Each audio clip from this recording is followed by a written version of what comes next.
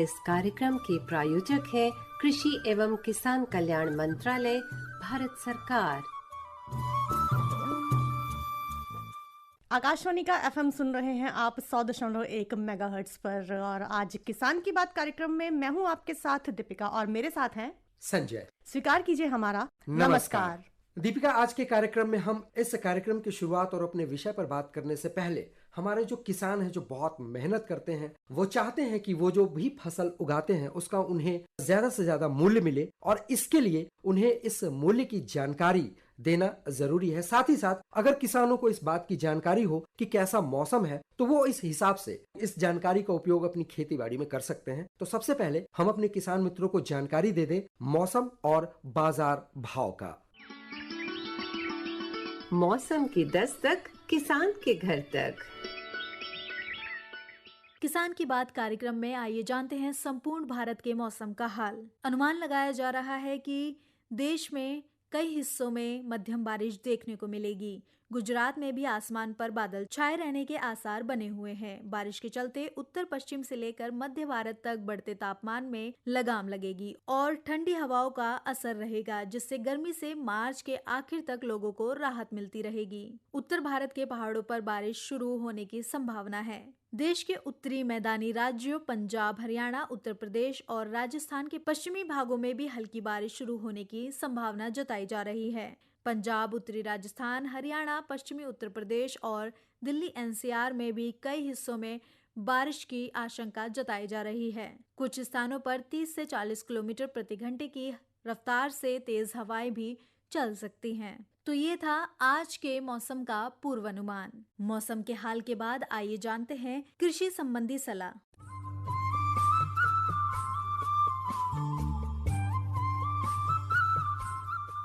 कृषि परामर्श सेवाओं कृषि भौतिकी संभाग के कृषि वैज्ञानिकों के अनुसार किसानों को निम्न कृषि कार्य करने की सलाह दी जाती है। बेल वाली सब्जियां जो 20 से 25 दिन की हो गई हो, तो उनमें 10 से 15 ग्राम यूरिया प्रति पौध डालकर गुड़ाई करें।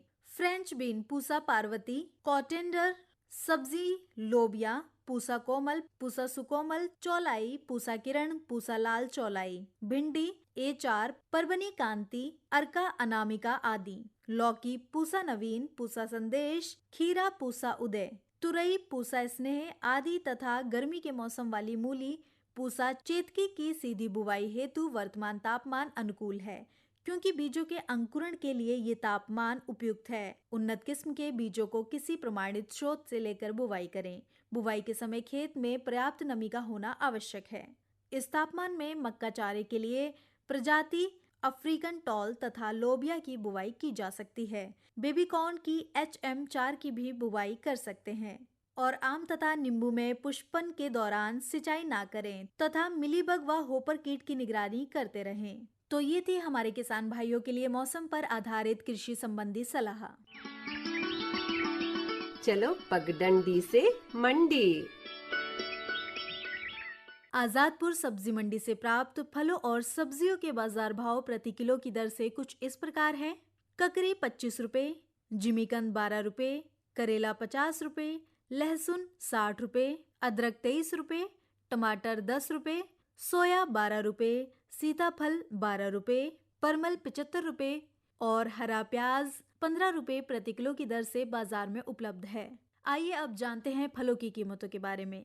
अनार 100 रुपए, बेर 20 रुपए, सेब 120 रुपए, खरबूज 23 रुपए, अनानास 28 रुपए, रसबेरी 44 रुपए, संतरा 65 रुपए और अंगूर 40 रुपए किलो की दर से बाजार में उपलब्ध है।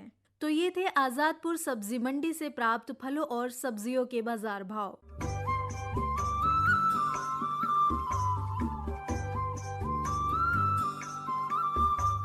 तो किसान की बात कार्यक्रम सुन रहे हैं आप, और आज जैसे कि शुरू में ही आपको बताया गया कि आज हम 2 महत्वपूर्ण विषयों पर बात करेंगे। पहला विषय है खाद्य प्रसंस्करण और दूसरा विषय है गाय के गोबर के उपयोग। दीपिका, हम खाद्य प्रसंस्करण की बात करें तो कई बार हमारे किसान पूरी मेहनत करके फसल उगाते हैं, लेकिन उचित मूल्य के अभाव में किसानों को बड़ी निराशा होती है और इस स्थिति में खाद्य प्रसंस्करण बड़ी भूमिका निभाता है। तो ये तो बात होगी खाद्य प्रसंस्करण की, लेकिन इसके विषय में और जानकारी आपको देंगे हमारे विशेषज्ञ डॉक्टर श्रुति सेठी।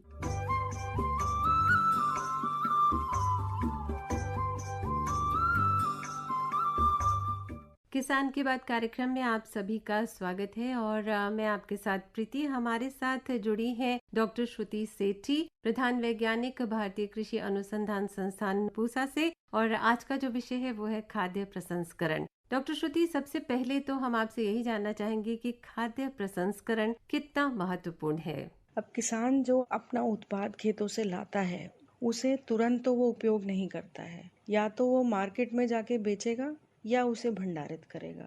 कई ऐसे उत्पाद हैं जैसे फल और सब्जी जिसे किसान ज़्यादा दिन तक नहीं रख पाता है क्योंकि उनमें नमी बहुत होती है, इसलिए जल्दी खराब हो जाते हैं।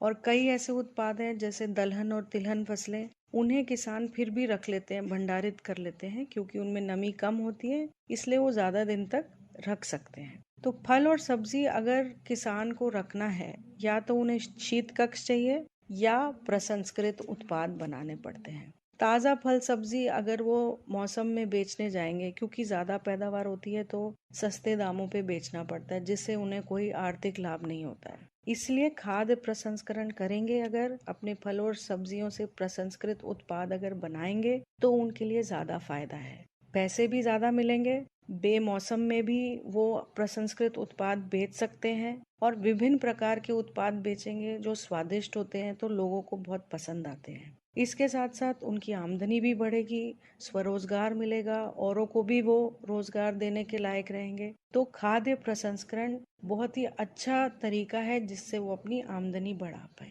और आजकल आप देखेंगे हम लोग तो आत्मनिर्भर भारत की बात करते हैं।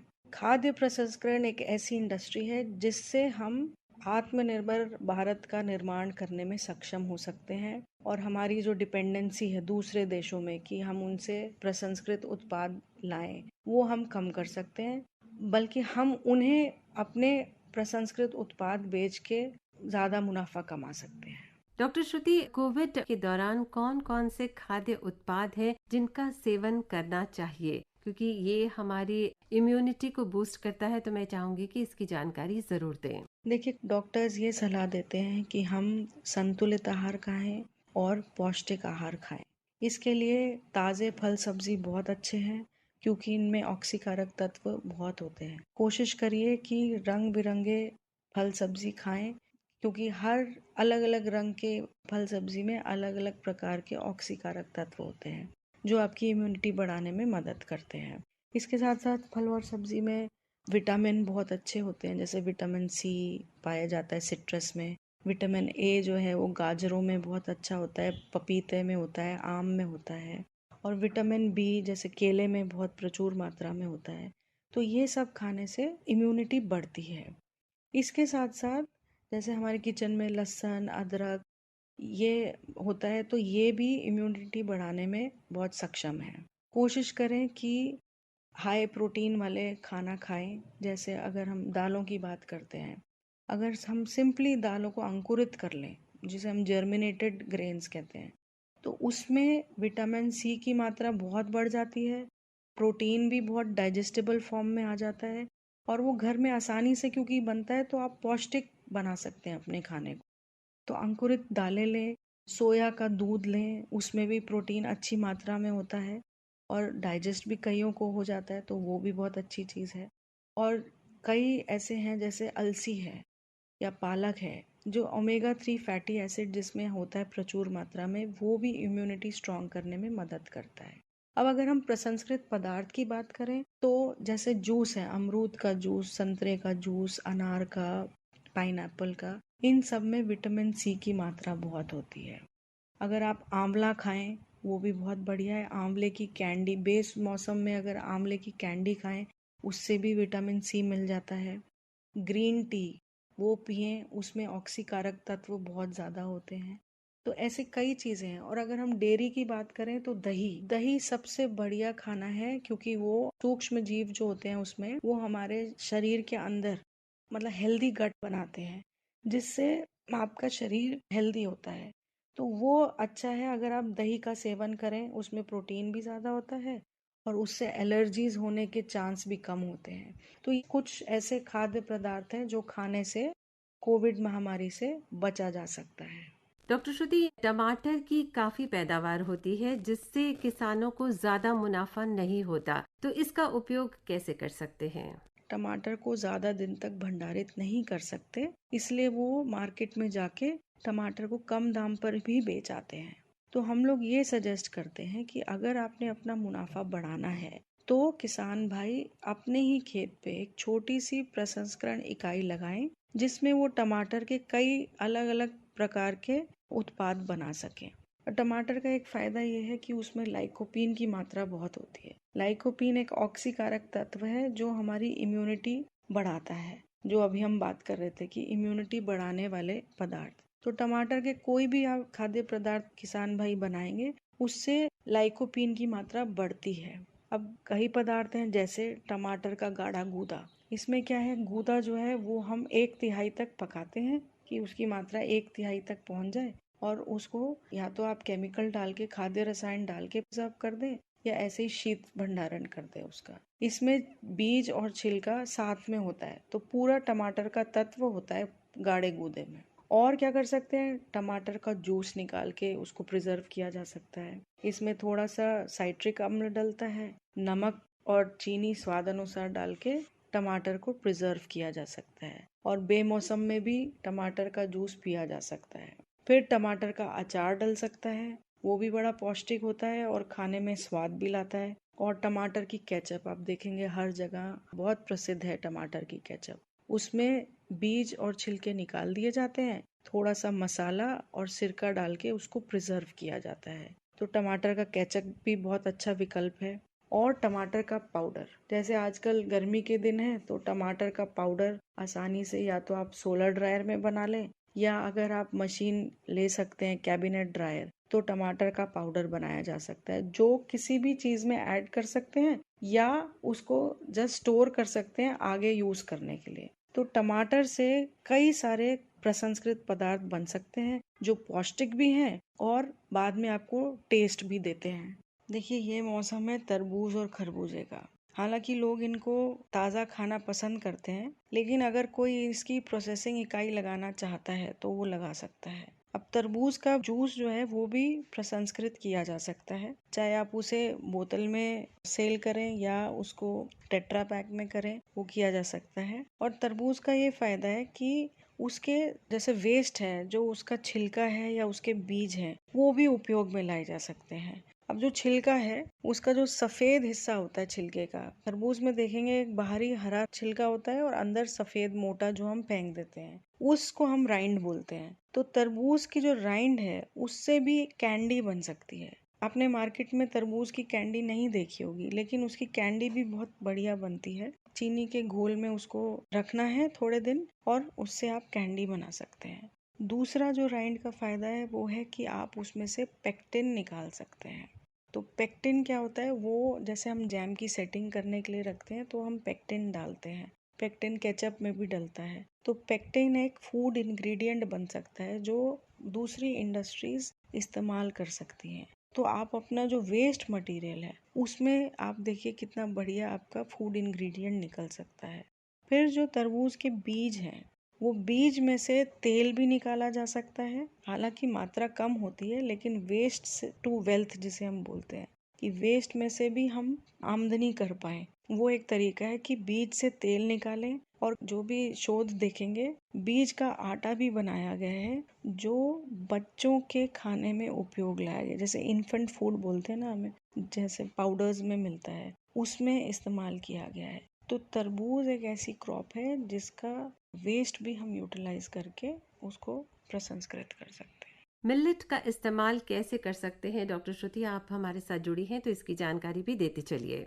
मिलेट्स वो ग्रेन हैं जो बहुत छोटे आकार के होते हैं, जैसे बाजरा, ज्वार, रागी, जौ, कोडो, कुटकी।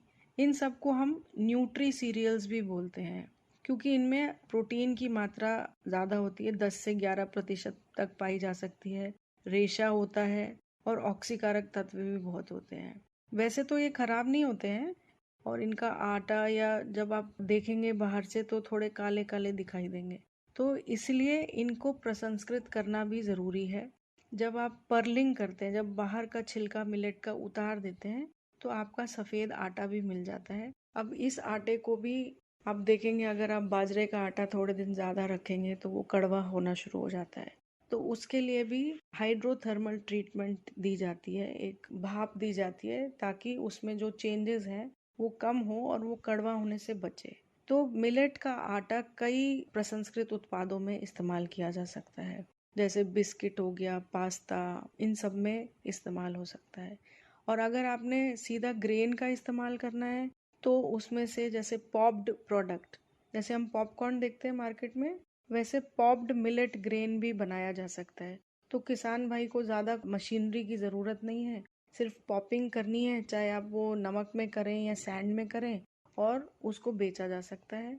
या फ्लेक्ड मिलेट बनाए जा सकते हैं जो चपटे होते हैं, जैसे पोहा बनाते हैं घर में, वैसे ही मिलेट जो है उसके दानों को चपटा कर देते हैं, वो भी ब्रेकफास्ट में इस्तेमाल किया जा सकता है। एक और है एक्सट्रूडेड मिलेट।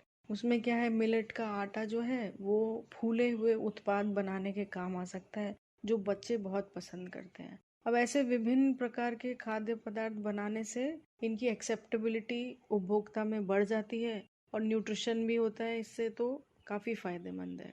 और हमारा एक इंस्टीट्यूट है, Indian institute of millet research, Hyderabad में, उन्होंने बहुत ज़्यादा शोध किया है इसके ऊपर, मिलेट्स के ऊपर, और करीबन 150-200 प्रोडक्ट्स बनाए हैं मिलेट से। सो जो किसान भाई कुछ मिलेट्स पे काम शुरू करना चाहते हैं वो Indian institute of millet research Hyderabad को संपर्क कर सकते हैं और अपनी इकाई लगा के आमदनी बढ़ा सकते हैं। बहुत बहुत धन्यवाद हमसे जुड़ने के लिए और इतनी अच्छी जानकारी हमारे श्रोताओं के साथ साझा करने के लिए। और अब प्रीति आपसे चाहती है इजाजत। नमस्कार।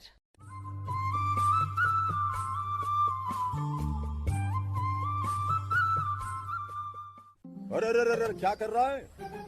इधर इधर इधर, हम बोल रहे हैं तेरे बीजू का।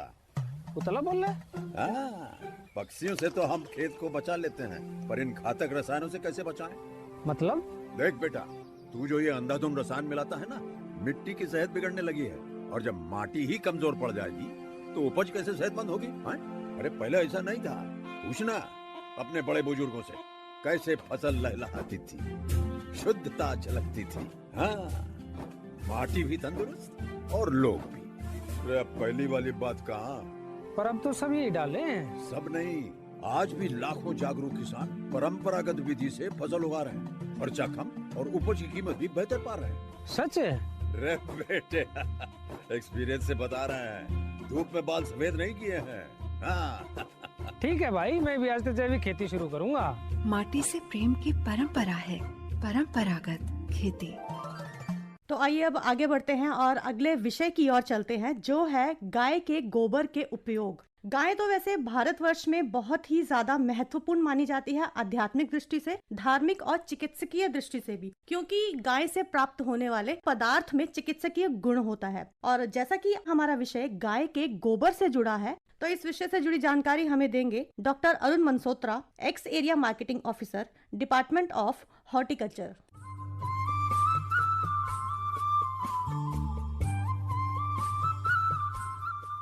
किसान भाइयों और देशवासियों नमस्कार। आज मैं आपको गौशाला यानी कि गोबर के फ़ायदे बताऊंगा। आपको ये जानकर खुशी होगी, हमारी गाय पूरी एक चलती फिरती फैक्ट्री है, जिसका आजकल यूरिन और गोबर बड़ी मात्रा में डिमांड और ज़रूरत रहती है। आप किसान भाई भी इसका इस्तेमाल भरपूर कीजिए और मुनाफा घर बैठे कमा सकते हैं। गाय का यूरिन, गोबर आप घर में ही इकट्ठा कर सकते हैं, जो आपकी खेती को भी मुनाफा देती है और साथ में उपज भी दोगुनी और ऑर्गेनिक कहलाई जाती है। मैं आपको कुछ महत्वपूर्ण जानकारी दूंगा। आजकल तो गौ सेवा और गोचर विकास बोर्ड बहुत ही महत्वपूर्ण हो रहे हैं। हमारे भी समूह मिलकर इस कंपनी को हम बना सकते हैं, जिसका आपका सरकार की तरफ से भी मदद मिल सकती है। गोबर की ईंटों का भी आजकल बड़ा चलन है। इससे इस्तेमाल से घर भी ठंडा रहता है, जिसमें लागत भी बहुत कम आती है। किसान भाइयों, गाय का गोबर खाना पकाने के काम भी आता है और ये देखा गया है कि किसान लोग इसको घर में जलाकर रेपेलेंट का भी काम करते हैं। ये परंपरा कई वर्षों से देखी जा रही है। ये भी देखने में आया है गोबर केक बनाकर कई सालों तक किसान इसे अपने खेतों में रखते हैं। कई कंपनियों ने गौशाला के संपर्क में रहते हैं और वहाँ से अपना माल उठा लेते हैं। कुछ कंपनियों ने तो गौशाला से पहले यूरिन की काफ़ी डिमांड रहती है। ये यूरिन अगर देसी गाय का हो तो मुनाफा ज़्यादा देखा गया है। आजकल जो मशहूर कंपनियां हैं आयुर्वेदिया में काम करती हैं, उन्होंने घर में ही समूह लोगों का बना रखा है। गाय के मूत्र की कलेक्शन भी करते हैं। चैनल और गौ शेड्स भी ऐसे बनाए गए हैं कि उनका गोबर व मूत्र एक ही जगह इकट्ठा हो जाए। उसके बाद टैंकरों में उठाकर डिमांड के हिसाब से डिस्ट्रीब्यूट किया जाता है। गाय का मूत्र एंटी फंगल और एंटी बैक्टीरियल होने के नाते ये डैंड्रफ और सिकड़ी को दूर करता है। इसका महत्व हेयर लॉस को दूर करने में भी माना गया है। गौमूत्र डिस्टिलेशन वालों को 100 से 200 रुपए प्रति लीटर दिया जाता है, जो कि दूध से भी महंगा बिकता है, और गौशाला इसे जुड़े हुए लोगों को एक नीट प्रॉफिट भी देती है।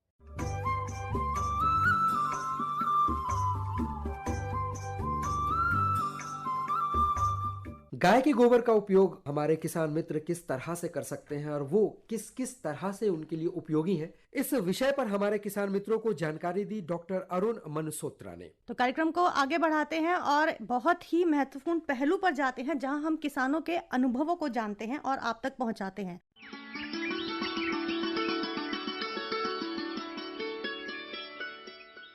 नमस्कार।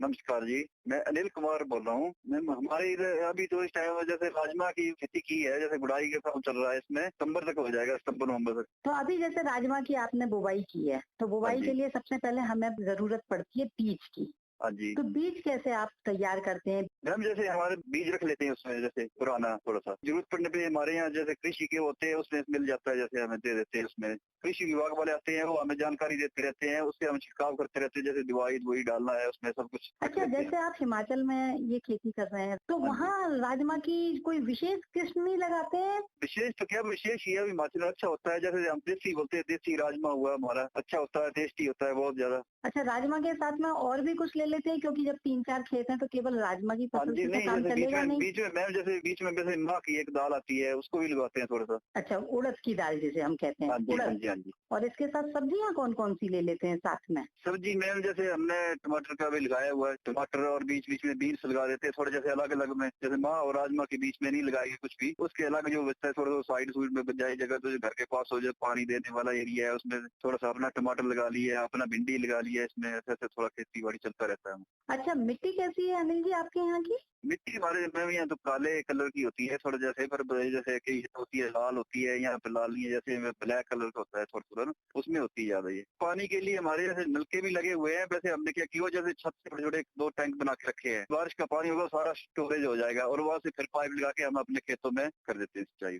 अच्छा, इन दिनों अनिल जी जैसे कोरोना की महामारी इतनी व्यापक रूप से फैली हुई है, तो आप सब किसान भाई कैसे ध्यान रखते हैं अपना? जैसे मैम अब हमें जैसे एक दूसरे से करीब संपर्क में नहीं आएंगे, थोड़ा सोशल डिस्टेंस बना के रखेंगे, जैसे खेतों में हम काम करते हैं तो थोड़ा दूरी बना के रखेंगे, जैसे गुड़ाई करते हैं तो थोड़ा 2-2-3-3 की दूरी पे वैसे काम करेंगे इस तरह से। और साबुन सुबन अब धोते रहते हैं ज्यादातर, जैसे लंबे आधे घंटे बाद, घंटे 2-2 घंटे बाद हमने बीच बीच में हाथ धोते रहते हैं। जितने परिवार के लोग जाएंगे सब मास्क डाल के जाएंगे, बिना मास्क के कोई भी नहीं जाएगा ऐसे। अच्छा राजेंद्र जी, परिवार में महिलाएं भी काम करती हैं खेत में?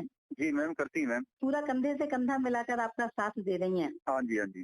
घर में पशु भी होंगे? हाँ जी मैम, जैसे गाय रखे हैं हमने, 2 बैल रखे हुए हैं।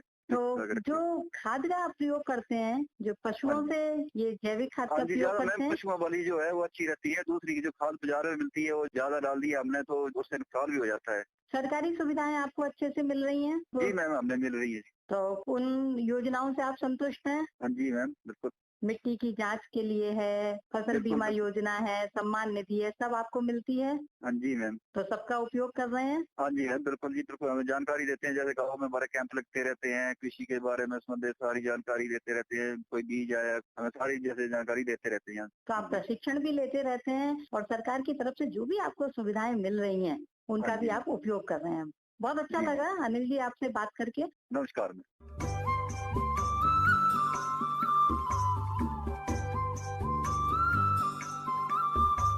श्रोताओं, हम उम्मीद करते हैं कि किसान मित्र से जो बातचीत हुई उसके आधार पर और उनके अनुभव जो उन्होंने हमारे साथ साझा किए, आप सबको जरूर उससे फायदा पहुंचा होगा। कहो तुम्हारी, सुनो हमारी, अब आई पत्रों की बारी। आपके पत्रों के स्वर बिखरेंगे कार्यक्रम किसान की बात में प्रत्येक शनिवार। जुड़ना न भूले, सुनना न भूले। kkbongold@gmail.com पर हमें खत जरूर लिखें। किसान की बात कार्यक्रम सुन रहे हैं आप 100.1 मेगाहर्ट्ज पर, और कार्यक्रम से जुड़े अगर कोई भी सुझाव है आपके पास या कोई सवाल है आपके पास तो वो आप हमें ईमेल के जरिए हम तक पहुंचा सकते हैं। हमारा ईमेल आईडी है kkbongold@gmail.com। इसके अलावा अगर आप चाहें तो हमें SMS भी कर सकते हैं। आप हमें अपना संदेश भेज सकते हैं 53010 पर। तो अब हम कार्यक्रम को संपन्न करने की तरफ अग्रसर होते हैं और आप सबसे लेते हैं विदा। नमस्कार। प्रधानमंत्री किसान मान धन योजना। मिलेगा पेंशन का सहारा, कृषक ना होगा बेसहारा, जुड़ेगा खुशियों से नाता, कटेगा सुख से बुढ़ापा, सुरक्षित होगा अन्नदाता, सुरक्षित होगा अन्नदाता। प्रधानमंत्री किसान मान धन योजना से लघु सीमांत किसानों का भविष्य होगा सुरक्षित और 60 वर्ष की आयु से 3,000 रूपए मासिक पेंशन होगी सुनिश्चित। 55 रूपए से 200 रूपए की मासिक किश्त देकर प्रवेश कर सकते हैं। 18 से 40 वर्ष तक के किसान इस अंशदायक योजना में सरकार देगी बराबर का योगदान। सभी किसान भाई बहन इस योजना के लाभ के लिए जन सेवा केंद्र में जाएं और अपना निशुल्क नामांकन कराएं। प्रधानमंत्री किसान मान धन योजना, अन्नदाता के परिश्रम को संबल, पेंशन से सुरक्षित उनका कर। कृषि एवं किसान कल्याण मंत्रालय, भारत सरकार द्वारा जनहित में जारी। इस कार्यक्रम के प्रायोजक थे कृषि एवं किसान कल्याण मंत्रालय, भारत सरकार।